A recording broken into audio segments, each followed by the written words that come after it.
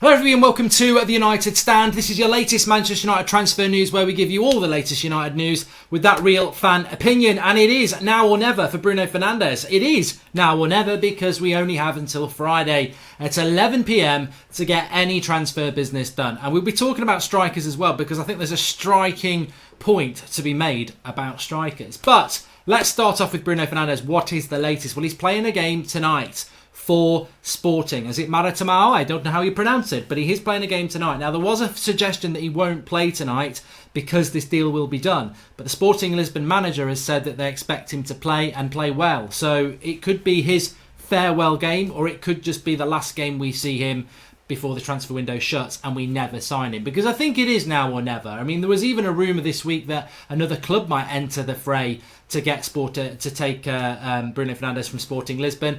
But there's definitely, George Mendes has said it, if he doesn't move now, there's clubs in the summer who will take him. And there are these rumours that financial fair play is stopping some clubs from signing him now, but they'd like to sign him in the summer. He's a £50 million player.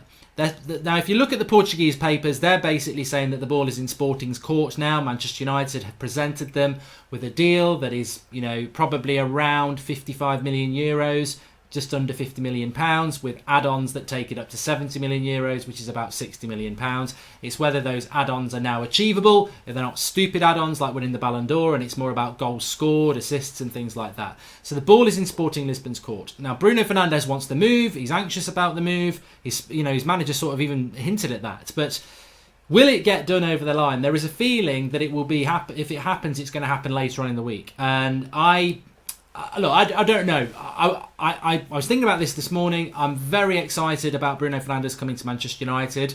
This is my dream signing, really, at the moment. The realistic dream signing. Obviously Ronaldo, Messi, Timo Werner, whatever. But realistic signing for now, Bruno Fernandes has been that for me for the last year. So this would be my signing, Goldbridge signing, whatever. I know a lot of people feel like that. So that signing will automatically make me feel very happy. But obviously there's a lot more than that going on at the club. And I think Bruno Fernandes on his own is not going to change the fact that fans are singing Glazers out and Woodward out and they're very unhappy. And Solskjaer maybe not the manager, maybe is the manager. I mean, look, Ollie very, very open to the fact that he's aware of the, some fans wanted us to lose yesterday to get the sack. So the club's in a bit of a mess. And I don't think Bruno Fernandes automatically solves that. But look, nobody can turn down some positivity at a time where, it's not being very positive. I still think it will get done. I do. That is an opinion that, there's enough people out there. I could say, well, such and such has told me it's going to get done. Not going to go down that road. Did it in the summer and ended up wrong. I'm just going to give you my hunch. My hunch is that it will get done. And but I have a feeling that if it does get done, it could even go to Friday, which none of us want, but it could. And I think there's two reasons for that. One, this deal has been a bloody nightmare to do. And two, I think that United almost... It benefits United to do that because then they haven't got any pressure to get anybody else. I think if we'd got Bruno Fernandes done 2 weeks ago, we'd have had 2 weeks left and people would have been going, let's go and get Samari, let's go and get somebody else. They've cynically, I think, has this been dragged out purposely to take it to the last few days of the transfer window so that you reveal a player you always knew you were going to reveal at some point, but you don't have that. We should have got two players, basically, and we haven't, have we? But Manchester Evening News said something very interesting yesterday. They said, will United get some deals done? Their preference is for 2 loan deals, a midfielder and an attacker. So this loan deal thing still does worry me. But I think Bruno Fernandes will get done. It's completely ridiculous. The signing itself is ridiculous. I mean, it's the right signing, but it's ridiculous in relation to the timing because he won't be playing against Man City, obviously. And if we leave it late in the week, he won't play against Wolves. So the amount of games we could have had Bruno Fernandes for that could have changed our season. I mean, I said it last week, the Burnley game, if we'd had him for that, we win that, that's 3 points we haven't got. So you're 5, and that could be worth 5 million in itself. It's ridiculous how we are a business and not a football club. But we'll have to wait and see. I think it will happen, but I would say this on Bruno Fernandes, it's now or never. If we don't do it now, don't expect us to get him in the summer. I thought after the summer that was it. I'm amazed and happy that we've got an opportunity in January to go and do the deal that we messed up in the summer and denied we were even doing. We won't be going back again. We won't get him again. We won't get third. It'll be third time unlucky. We won't get him. So it's this week. It's 5 days, people. If you want something to sharpen your mind, it is the next 5 days, whichever way you think. It's now or never on Bruno. Right. Let's talk about strikers now. United do need a striker, and I did say on the watch along yesterday that I think that Manchester United might sign a striker this week on loan. Now we've been linked to Agala, we've been linked to Slimani. If we get someone like that on loan who's crap, I mean, I don't see the point other than it's just a body. But do we? I mean, I know we did it with Henrik Larsson, and you know, the thing with Henrik Larsson is he was older, wasn't he? He was sort of a squad player to help out. Like, it doesn't feel right to me that United could go and get a striker on loan that's going to disappear again in the summer and they're just here for a few months. It's a weird thing for United. I'm not saying it won't work, but it's a weird thing. And what can you actually get? Look, we spoke about Piatek at AC Milan. I don't see that happening because he's got no build-up play. He's basically Lukaku. He's got no build-up play. And I don't think AC Milan would loan him to us. They'd want money. So it'd be a permanent signing. It doesn't work. It's too much of a risk. That won't work. Cavani would be the ideal one, I think, for a lot of people, but I think he wants to go to Atletico Madrid, and he's expensive. I just can't see that happening. I think that's the best option. But I think this is where the January transfer window becomes very real, because it is a challenging market. I've always said that, but it's not as impossible as people make out if you plan for it properly. I think in relation to a striker, though, it might be that a striker's not a possibility for United. I mean, I would like us to get Timo Werner. Those sort of players were never available really in January unless you spend silly money, which we won't do. So Jovic, I mentioned Jovic. Now it's interesting about Jovic because he's had problems with Serbia, his national team. He's had trouble with Real Madrid playing games, but last summer when they signed him, I mean, he's fantastic. He's around the same age as Marcus Rashford. All-rounder, can dribble, he's quick, he can score goals with his head and both feet. Very, very good striker. Many people would have liked him to come to United. It's not really gone for him at Real Madrid, but there's been talk about a loan. Look, if United could get Jovic on loan, I would do it like now. You know, and I wouldn't even care about him going back to Real Madrid in the summer because I think he would massively help us. He's a star quality player. But I don't know where it's really coming from because he's actually playing now regularly for Real Madrid over January. He started quite a few games. And even when he doesn't start, he's on the bench. So it's not like, I don't see why Real Madrid would loan as a player like that who, you know, does start at the moment and also is their backup striker off the bench. So I don't see it happening. I would like to see it happen. I think the reason I mentioned strikers is because if we get Bruno Fernandes over the line, it would be criminal not to get a striker done. It's going to be absolutely criminal if we don't get a striker. Like the midfield situation, we've known about it for a long time. We're short, but we're also short up front. And Rashford's out till probably April at best. So we should be getting a striker in. And we've been caught on the hop by this because we're run so badly. They've not planned for it. But who is the question I say to you? Who is it we're going to get in as a striker? Because I don't know.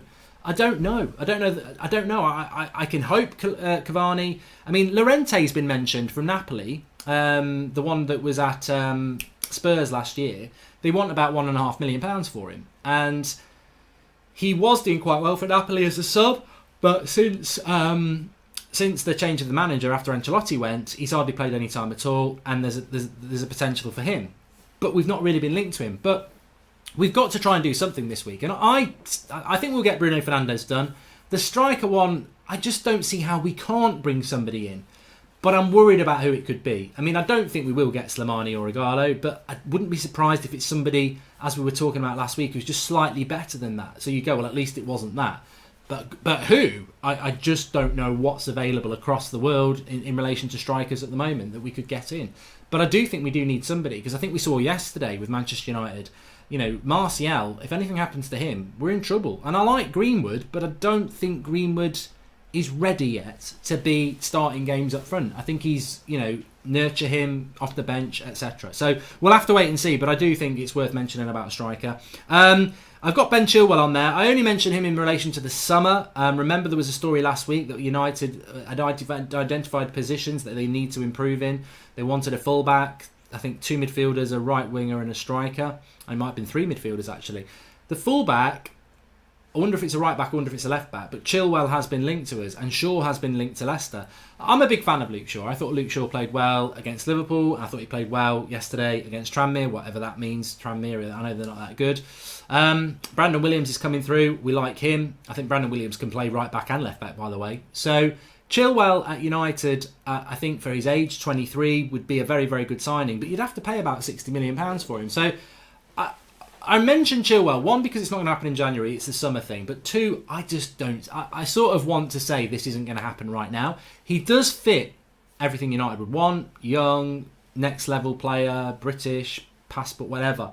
But he will be £60 million. Like, we paid £50 million for Wan-Bissaka. They will want, the bidding will start at 55 million. So, you know, and I almost feel that these signings, we need a left back, 3 midfielders, a right winger and a striker. We'll pick 3 of those because we know you won't get any more than 3.